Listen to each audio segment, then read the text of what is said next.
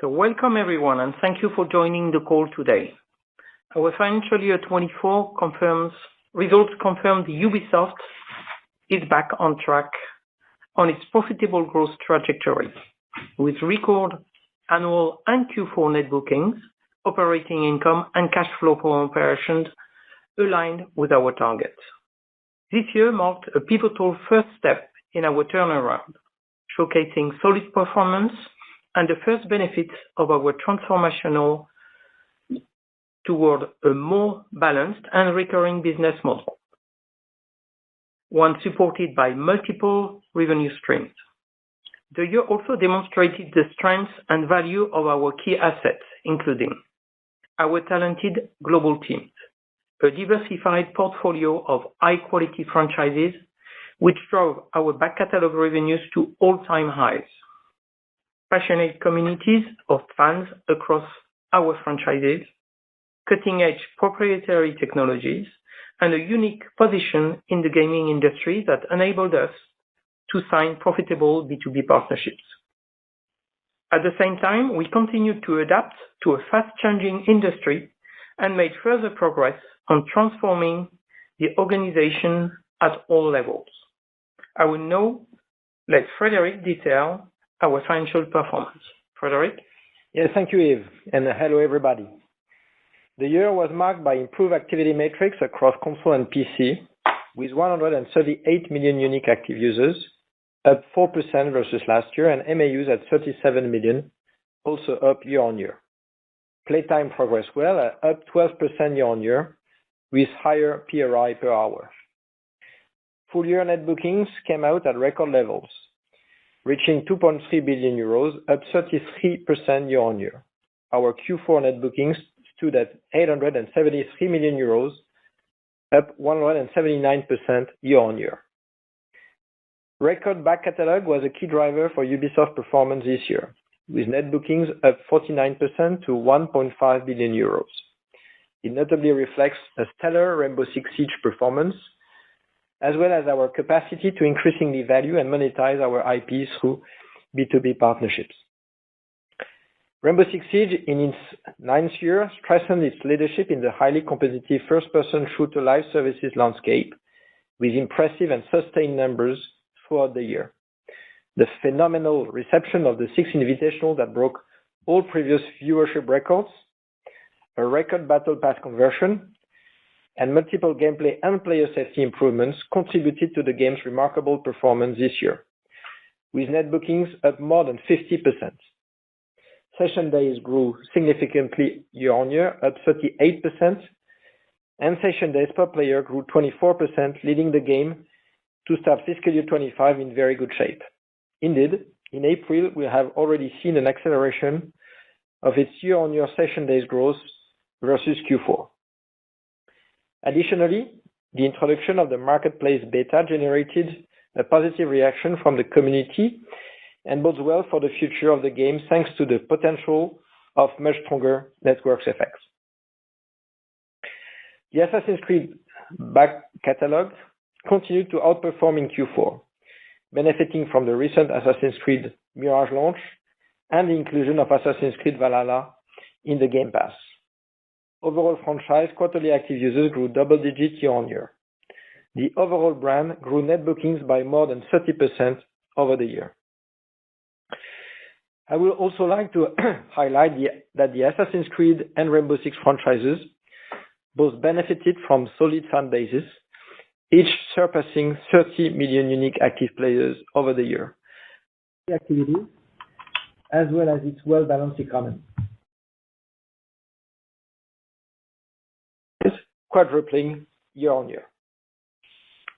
For its part, Assassin's Creed Mirage contributed to the strength of the franchise, winning the Audience Award of the 2024 Pegasus ceremony, and players continued to engage in the game that notably saw the addition of the Permadeath mode in February. And finally, Avatar Frontiers of Pandora was praised for the visual quality of its world, setting an industry benchmark and showcasing the power of Ubisoft's Snowdrop, our proprietary game engine. Furthermore, in an industry marked by strong demand for high-quality content, the uniqueness and attractiveness of Ubisoft's portfolio of wholly owned IPs was once again highlighted this year, thanks to our continued ability to sign profitable B2B partnerships that are incremental to the lifetime value of our back catalog titles while providing quality content for our partners. Together, we continue to unlock and create value and deliver great experiences for a growing number of players. The year was also marked by B2B partnerships on streaming, including licensing the Activision Blizzard streaming rights on a non-exclusive basis.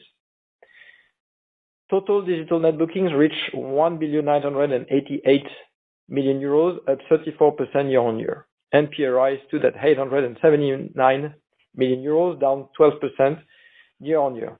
The latter is due to last year's significant contribution from the licensing agreement granted to Tencent to publish Assassin's Creed Jade. For its part, mobile revenues stood at 138 million euros. Let me now go into the detail of our earnings. First, you will find our non-IFRS P&L on slide 6 of our presentation. Gross margin was firmly up year-on-year by 370 basis points to 91.2%, notably reflecting the growing back catalog, the partnership we signed this year, and to a lesser extent, the impact from the cost reduction program. R&D was down year-on-year. I will come back to that on the following slide. SG&A was up 10%. This reflects a 4% decrease in our fixed cost structure, representing 17 million euros, that was more than offset by higher variable marketing expenses to support our much larger new release schedule versus a year ago. Non-IFRS EBIT came out at 401 million euros, in line with our objective. Please refer to our press release or presentation appendix for the full IFRS to non-IFRS reconciliation. Turning now to slide 7, P&L R&D was down 26% year-on-year, or 369 million euros, reflecting the accelerated depreciation we booked in the previous year. For its part, total cash R&D was down 5%, or 73 million euros. The reduction in the capitalized investment that will flow through the P&L over the coming years is minus 112 million euros. While we got costs firmly down, we will sustain investment to pursue solid net booking growth over the coming years, and notably in fiscal year 25, which resulted in a still meaningful cash R&D versus P&L gap of 229 million euros. Looking at our cash flow statement on slide 8, free cash flow stood at minus 509 million euros, down year-on-year. This mostly reflects the following impacts. On the one hand, as expected, positive cash flow for operation that stood at 91 million euros. And on the other hand, working capital requirement increase of around 500 million euros, notably related to elevated trade receivables on the back of a record Q4, as well as a year-on-year increase in investment in capital assets related to the acquisition of the Activision Blizzard streaming rights last October. Non-IFRS net debt stood at 985 million euros, and cash equivalents amounted to a comfortable 1.2 billion euros. We expect to grow non-IFRS cash flow for operation next year, leading to positive free cash flow generation. Of note, equity increased strongly over the exercise by around 400 million euros, up to a solid position of nearly 1.9 billion euros. I would now like to provide an update on the cost reduction plan, on which great progress has been made this year. In Q4, there have notably been further reorganization within the global publishing teams, both at the APAC region, that is now organized into 3 engagement hubs, and at the central level. Thanks to the targeted restructurings, combined with the continued tight control on recruitment this year and more selective investment, the total number of employees stood at 19,011 at the end of March 2024. This represents a decrease of more than 1,700, or minus 8% over 18 months, while retention has continued to improve over the period. Overall, this has led to a reduction in our fixed cost base by around 150 million euros this year, or 8% at current foreign exchange, including a close to 50 million euros favorable foreign exchange impact. As said, out of the 150 million euros, 112 was a reduction in capitalized investments, which will flow through the P&L in the coming years. The remaining part that positively impacted the P&L was 38 million euros. While there remains work to be done, we are on track to reach the annual 200 million euro cost reduction objective by fiscal year 26. Additionally, in line with the increased selectivity of our investment, we have decided to stop development on the Division Heartland and are redeploying resources to bigger opportunities such as XDefiant and Rainbow Six Siege.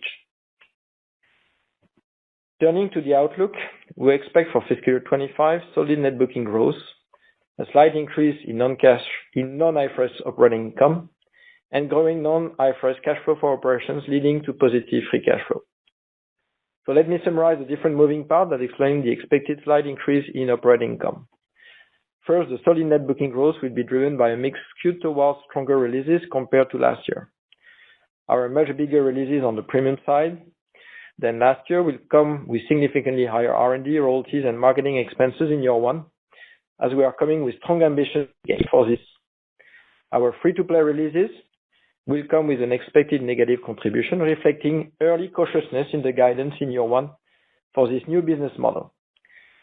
Net, this higher contribution coming from new releases, together with a growing Rainbow Six Siege and the impact of our cost reduction program, are expected to be partially offset by a lower contribution from high-margin partnerships.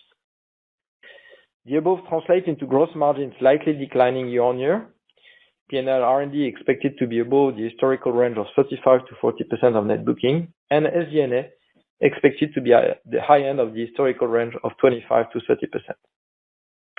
And as always, here are a few fiscal year 25 housekeeping items for modeling purposes. Stock-based compensation is expected at around 60 million euros. The non-IFRS net financial charge is expected at around 45 million euros, reflecting the full year effect of the additional financing of last year. The non-IFRS tax rate is expected at between 30 and 35%, and the number of diluted shares is expected at around 157 million, mostly reflecting the full year impact of the recently issued convertible bond. Now turning to the lineup for this fiscal year. It includes on the premium side, Assassin's Creed Shadows and Star Wars Outlaws, two of the industry's most anticipated games for the year. And on the free-to-play side, Rainbow Six Mobile, The Division Resurgence, and XDefiant. Ubisoft Forward will take place on June 10 and will provide updates on the upcoming releases. Star Wars Outlaws recently had its comeback with a story trailer generating excitement and anticipation for its upcoming release on August 30. Developed by Massive, the first ever open-world Star Wars game will invite players to live out a scoundrel fantasy as Kves and her loyal companion Nyx. They navigate the underworld, including formidable crime syndicates, to pull off one of the greatest heists of the galaxy has ever seen, exploring both iconic and new distinct locations. Assassin's Creed Shadows, the next flagship title in the franchise and the future of the open-world RPG in Assassin's Creed, was just revealed a few minutes ago through the official cinematic world premiere trailer. Set to release on November 15 and developed by Ubisoft Quebec, the studio behind Assassin's Creed Odyssey, the game will let players embark on a journey through feudal Japan, a setting that has been long awaited and highly anticipated by the community, featuring an all-new generation of the Anvil engine technology. XDefiant, a PC and console free-to-play GaaS native game, will launch its pre-season on May 21. Developed by Ubisoft San Francisco, the fast-paced 6 versus 6 first-person shooter arena experience will leverage factions from different Ubisofts, enabling players to enjoy varied playstyles. The game will start with 14 maps, 5 game modes, 5 playable factions, and will be enhanced by regular new content updates every quarterly season. And to conclude, we expect Q1 net bookings to come in at around 275 million euros, representing a slight year-on-year increase of 3%. There will be no new release in the quarter, with the exception of XDefiant, for which we have strong ambitions in the long term, but are initially cautious, as it is a new business model for us. Of note, this quarter will see the port of Assassin's Creed Mirage to mobile, on iPhone 15 Pro, thanks to our Anvil technology and our engineers that, together with the Apple teams, have adapted the AAA game controls to the touchscreen, delivering a comfortable and engaging gaming experience. This breakthrough opens new opportunities for AAA games to be natively developed on our proprietary technology and further expand the reach of our big IPs within and beyond our core mature markets. I will hand it back to Yves, who will say a few words on our current strategy focus. Thank you, Frederic. As you have seen in financial year 24, we realized initial returns from our ongoing transformation, advancing our strategy to expand the global reach of Ubisoft's biggest brands and enhance our recurring model through long-lasting live games.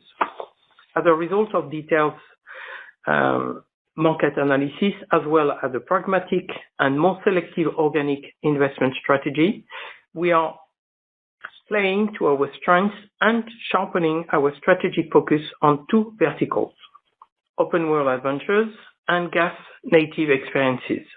This focus not only offers profitable growth and recurrence prospects, but also allows us to leverage and better cross-fertilize our established brands as well as our proprietary technologies to reach and sustain a competitive advantage.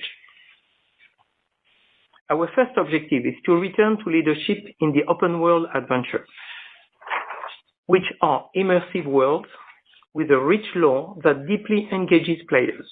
The open world adventure market represents 25 billion euros today and is expected to grow over the coming years. This market is dynamic, frequently benefiting from technological disruptions, and is characterized by high barriers to entry. We can rely on big franchises such as Assassin's Creed, Far Cry, The Division, Ghost Recon, and Star Wars to address this market. This will start, as Frederic mentioned, in financial year 25 with the launch of Star Wars Outlaws and Assassin's Creed Shadows, and will continue in future years as we deliver immersive experiences that can attract more players into our universes and reach new audiences, notably thanks to multiplayer and mobile. Our second objective is to expand our footprint in GaaS native experiences, one of the major segments in the video game industry. It currently represents 120 billion euros, is a growing market, and has the largest total addressable market in terms of number of players. In this segment, we have notably successfully installed Rainbow Six Siege, which has become one of our largest and most profitable games. The objective is to expand our footprint in this dynamic market, notably thanks to growing our existing experiences as well as the upcoming releases of X-Defiant, Rainbow Six Mobile, and The Division Resurgence. We are fully convinced that our proprietary cutting-edge technologies will provide critical competitive advantages in these two core verticals, driving not only efficiency but also differentiation. Ubisoft has always been a technologically forward-looking company and has significantly revamped its opening model in recent years through a dual approach. First, we have streamlined, consolidated, and mutualized our tech assets to achieve economies of scale. Notably, we have rationalized the branches of Ubisoft Anvil and Snowdrop, our proprietary game engines, converging on just two reference branches shared among our games in production, enabling our teams to focus on breakthrough innovation and facilitating sharing across studios. The impact will be notably visible this year with the release of Star Wars Outlaws and Assassin's Creed Shadows. Second, we continue to invest in the potential of new technologies that can open new frontiers for creativity and players' experience, especially generative AI. Notably, at GDC 2024, we unveiled Neo NPC, our first player-facing generative AI prototype. It is designed to transform the way players interact with non-playable characters and create more immersive gameplay experience by natively integrating generative generative AI features. And beyond several ongoing internal projects, we are also partnering with leading AI companies on joint initiatives. We are also pursuing a pragmatic and selective organic investment approach. The aim with this increased focus is to drive growth and recurrence with the objective to gradually expand operating income and generate robust free cash flow. Thanks for listening, and we are now ready to take your questions. Thank you. To ask a question, you will need to press star 1 and 1 on your telephone and wait for your name to be announced. To withdraw your question, please press star 1 and 1 again. Please stand by while we compile the Q&A roster.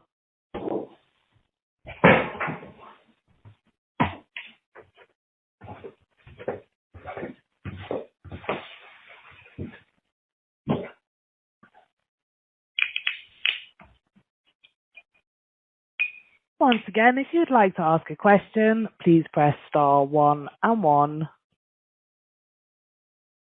We will now go to our first question. One moment, please. And your first question comes from the line of Nicolas Langlais from BNP Paribas. Please go ahead. Hello, good afternoon. This is Frédéric. I've got 3 questions, please. First, on the licensing deals and partnership. So can you help us quantify what was the impact in Q4 and how it's split between the back catalog partnerships and the streaming licensing deals? And looking at full year 25, have you included any contribution from, let's call it, non-recurring licensing deals or partnerships compared to the usual level? Second question, on the division of land consolidation, have you already write down all the capitalized development costs, or it will be part of full year 25? And finally, on the reorganization, so you announced it early 23. Since then, the market condition has been tougher than expected, and many companies have announced multiple restructuring.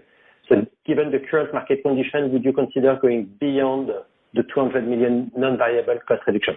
Thank you. Thank you, Nicolas.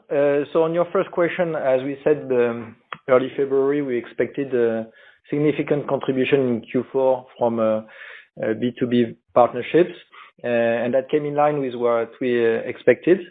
We've been happy to materialize a profitable partnership.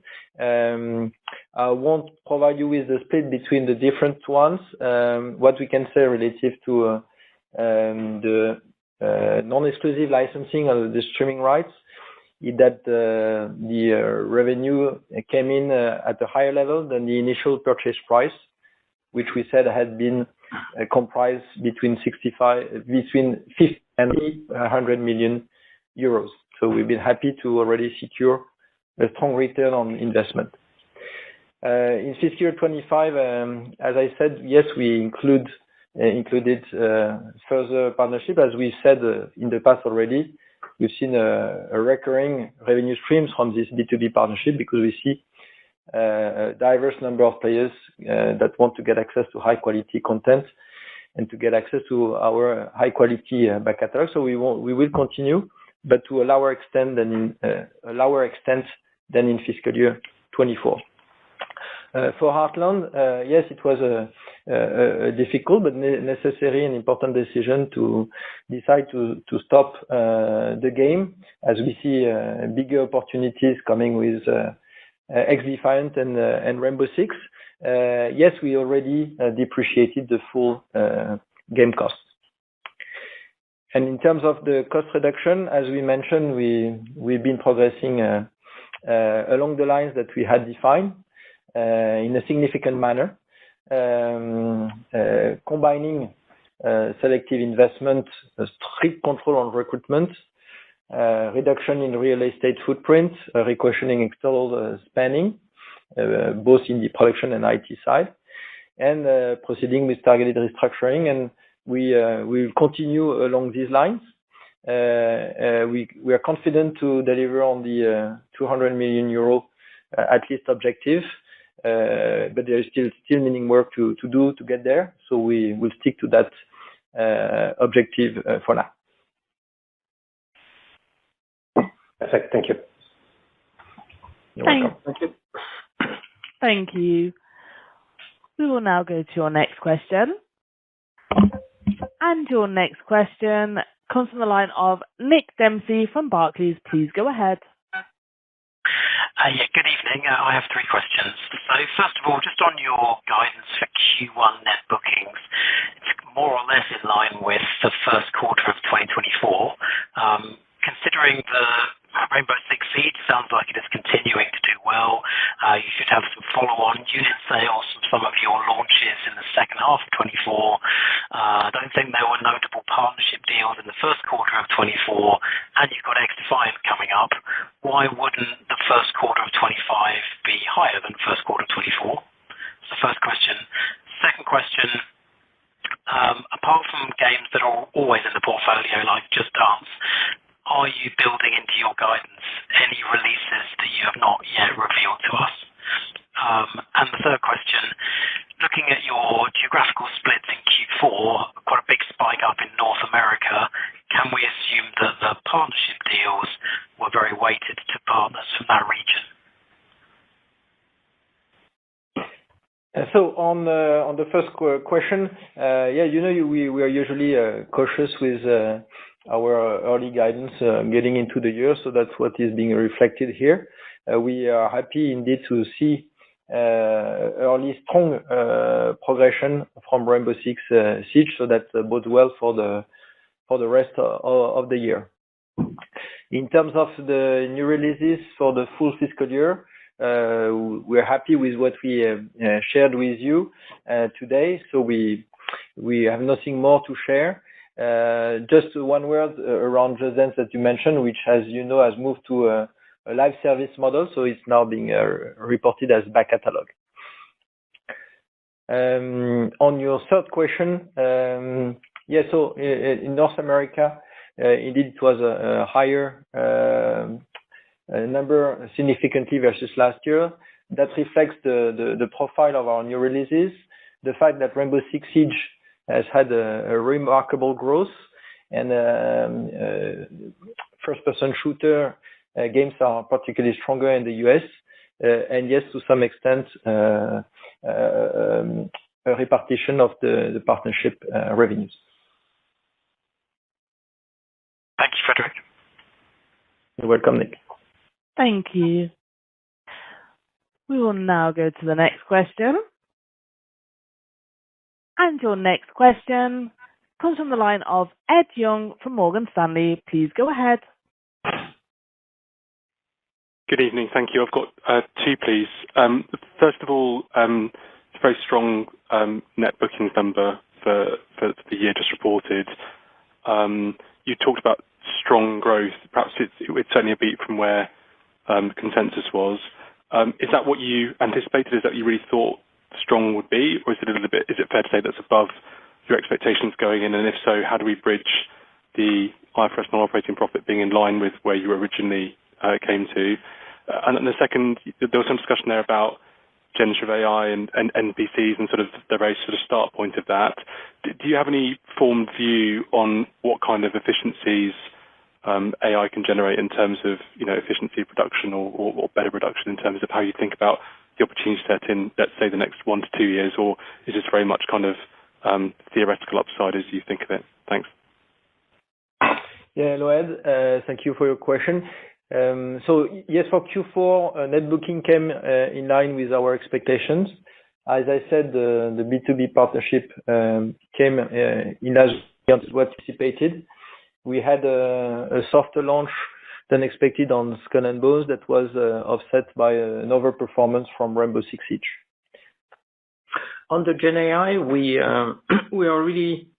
have two groups working on Gen AI. One for the different jobs that we have: marketing, sales, IT, legal, and all the other jobs, where we look at how we can be more efficient, and how we can automatize a certain number of things, and that's coming along quite well with good systems to improve our efficiency there.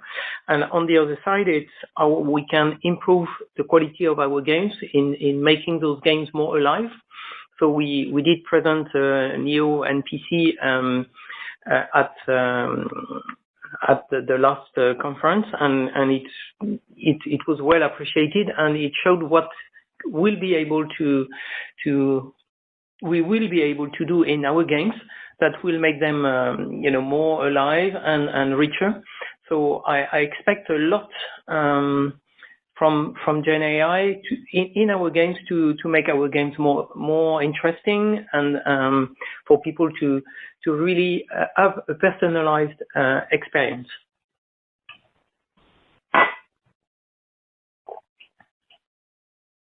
Thank you. We will now go to the next question. And your next question comes from the line of George Brown from Deutsche Bank. Please go ahead. Perfect. Good afternoon, guys, and thanks for taking my questions. I have two, if I may. Just firstly, how should we think about your free-to-play contribution for next year? I noticed you have several games now confirmed to release. How do you account for these games in your guidance for next year, and also for your Q1 net bookings guide? How are you accounting for XDefiant? And then secondly, can you help us understand what you mean with your guidance for next year? You expect strong net bookings growth in fiscal year 25. Does that mean above or below 10% growth? And then on profitability, you expect a slight increase over the year. Again, is that above or below 10%? Thanks, guys. Thank you, George. So on the free-to-play side, as we said, we are very excited to come with 3 games that will be contributing to growing our game as service native experiences, starting with XDefiant next week. As I mentioned, we because it's a new business model for us, naturally, that led us to take a true stance in terms of top line expectation for fiscal year 25.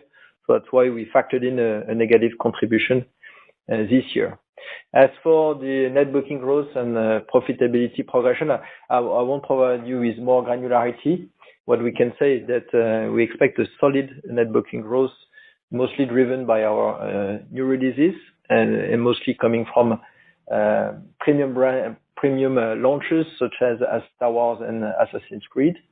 And in terms of profitability, as we said, it will be growing slightly, and that reflects a stronger mix skewed towards new releases, and that would be partially offset by a lower contribution from high margin partnerships.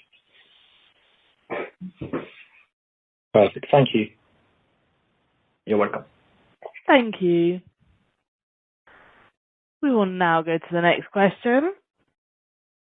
And your next question comes from the line of Ali Naqvi from HSBC. Please go ahead. Hi, good evening. Thank you for taking the questions.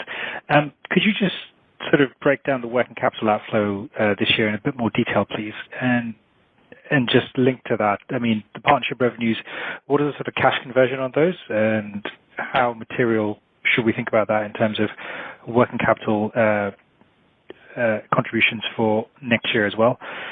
Secondly, just on the Division Heartland's cancellation, could you just talk about how this sort of new strategy from open world games and games as a service reconciles with your previous strategy? You're focusing on the 5 key IPs. Is that should we no longer think about that? Is this the new sort of guidance on how to think about it? And then on a conceptual basis, and then finally, in terms of the Star Wars revenue split, will you book 100% of it in your bookings and then pay royalties, or how will that be accounted for, please? Thank you. Yeah, hello, Avi. So the breakdown in terms of working capital increase in fiscal 24 is pretty simple. It was nearly all driven by the fact that we had delivered a record Q4, so leading to a high level of trade receivable. In terms of cash conversion from partnership, these are of course sensitive information that we keep confidential, so we don't share the payment schedule. What we can say is that the majority of this cash will be cashed in within the first 18 months, and a significant part of it within the first year. In terms of working capital for next year, we're not guiding specifically on this. We said that we expect cash flow from our operations to grow versus fiscal 24, and that will lead to positive free cash flow.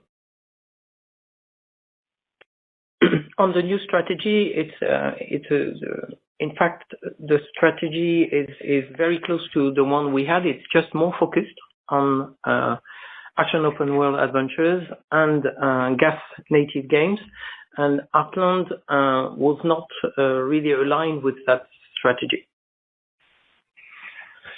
And it stays very consistent with our focus on the big IPs, on our 5 big IPs. As we mentioned, Ghost Recon, The Division, Assassin's Creed, Far Cry are very important IPs for us to secure strategic territories in the open world adventure market, and to grow from there, and notably to bring multiplayer and mobile there. And game as a service, of course, you start with the expected growth from Rainbow Six, but not only, all our other existing gas native brands, but also making sure that we create new experiences such as XDefiant, contributing to that. As for The Division, we have an ambitious roadmap that relies on investing in The Division 2. The Division Resurgence will come on mobile this year, and we have The Division 3 that is in development. In terms of Star Wars, so we'll have the revenues that will be reported like any other games, and the royalties that we'll be paying will be a function of the economic success of the game. So we accounted for a significant amount this year on the back of a strong expectation for Outlaws. Understood. If I could just ask one quick follow-up, please. Longer term, what is the expectation for free cash flow? Are you expecting this to grow year on year? Yes, we do. We expect, as I said, to come back to positive free cash flow in fiscal 25, and from there to grow to more robust levels. On the back of Understood. On the back of a solid top line growth over the years, together with a growing impact from our cost reduction plan. Beyond 25? Yes, by fiscal 26. Yeah. Thank you. Thank you. Thank you. We will now go to our next question. And your next question comes from the line from Adrien de Saint-Hilaire from Bank of America. Please go ahead. Thank you very much. I've got 2 questions, probably more for Frederick.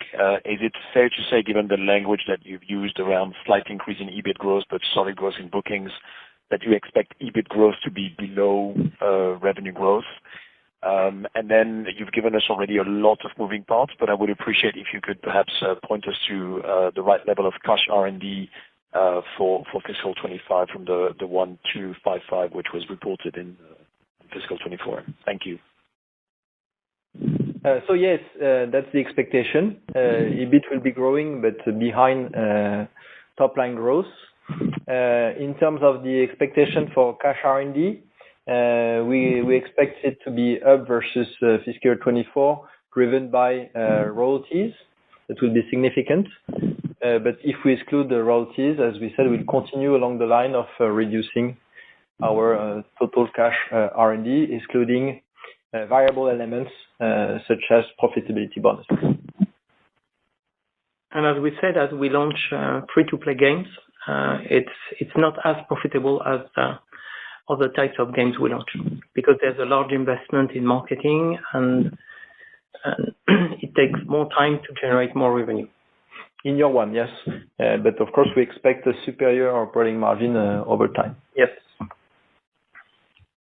Thank you both. And if I can just ask one follow-up, I know these are all very sensitive deals, but can you say anything in terms of the profit contribution out of the 401 in fiscal 24 from the B2B partnerships? So I will stay along the line of what I said already, which is we've been happy to materialize a significant contribution into fiscal year 24, and all of them are profitable to very profitable, and they are bringing, for the ones where we value more the back catalog titles, and they are really bringing incremental value to their lifetime sales. So that's positive, and that allows our games to drive more penetration across a higher number of platforms, and that's mutually beneficial with our partners, which benefit from also increased activity on their platform. So that's a sustainable business model that has been part of the industry for quite a few years now. Thank you. Thank you. We'll now take your next question. And your next question comes from the line of Doug Creutz from TD Cowen. Please go ahead. Hey, thank you. As far as the licensing revenue in fiscal Q4, it doesn't look like you flowed that through the PRI bucket, whereas you had flowed licensing revenue through PRI in the past. So just one, could you confirm that? Two, could you talk a bit about why the difference in categorization? And then maybe if you could speak a bit toward what you expect, generally speaking, for PRI in fiscal 25, maybe both on an as-reported basis and then kind of on an underlying basis, ex-licensing. Thank you. Yes, Doug. I think you're referring to the licensing agreement on mobile for AC Jade. So that's why it was reported in PRI. It's true that this licensing of streaming rights is not reported in PRI. Our expectation for fiscal 25 is that it should be growing on the back of a strong contribution from extra content with our big premium launches, together with further growth expected from Rainbow Six Siege against a higher comparison base, but still growing, and also coming from the 3 free-to-play games that will be launching this year. You expect it to grow, even including the licensing revenue you booked in PRI in Q2? Indeed. Yeah. Okay. Thank you. You're welcome. Thank you. Thank you. We will now go to the next question. And your next question comes from the line of Sebastian Patuella from Jefferies. Please go ahead. Hello, everyone, and thank you for taking my questions. I've got 3, please. Firstly, can you please help me understand how Star Wars Outlaws is performing? And to frame the question here, 1, is the take-up for the game at a higher level versus other games at this point in pre-ordering? And 2, given some of your peers seem to want to leave licensed deals, can you please discuss the profitability of Star Wars Outlaws in context of your full-year profitability, please? My second question, can you please discuss your pricing strategy for new video games? Given the price differences between a one-off buy and also subscription to Ubisoft Plus, it implies the group is more focused on securing recurring revenues, even if there's a risk of a less total payment. And thirdly, please, what was the total investment in the division Heartland? Thank you very much.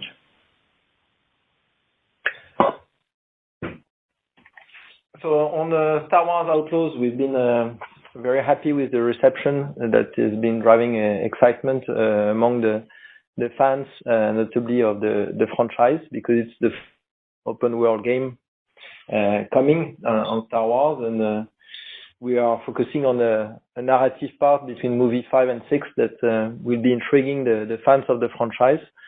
So of course, back to your question on pre-ordering, we will look at it whenever we show gameplay, because that's a key pulse point to judge on this.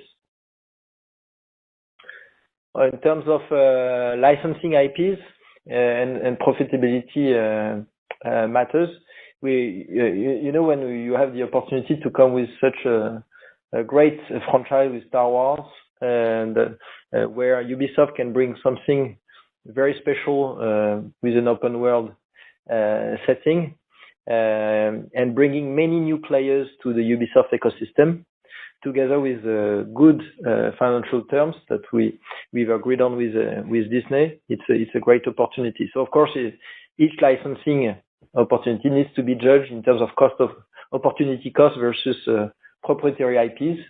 But in the case of Star Wars, it's very attractive. Now, of course, we need to deliver strong performance.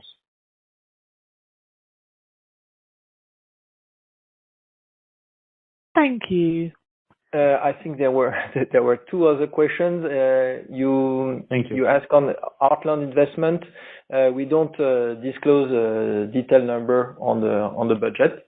It was, of course, a significant investment, material investment that we had put in the game.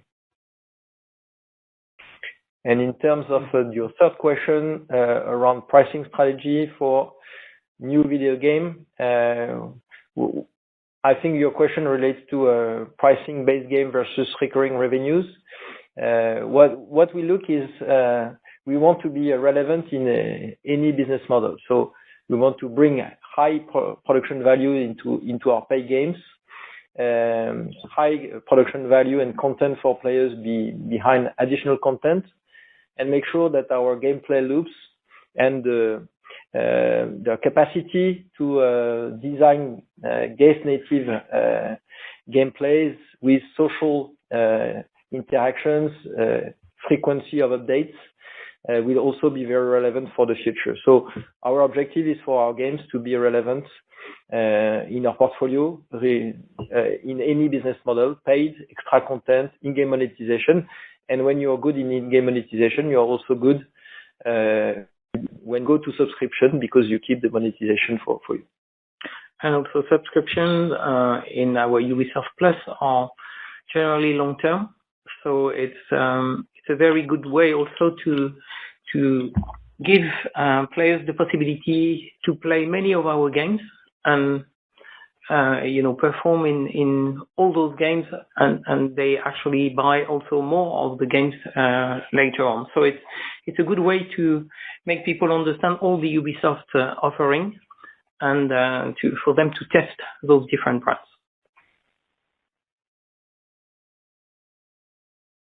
Thank you very much. Thank you. Thank you. There are no further questions. I will hand back for closing remarks. Thank you very much for your questions, and have a good day or a good evening. Thank you. Bye-bye. Bye-bye.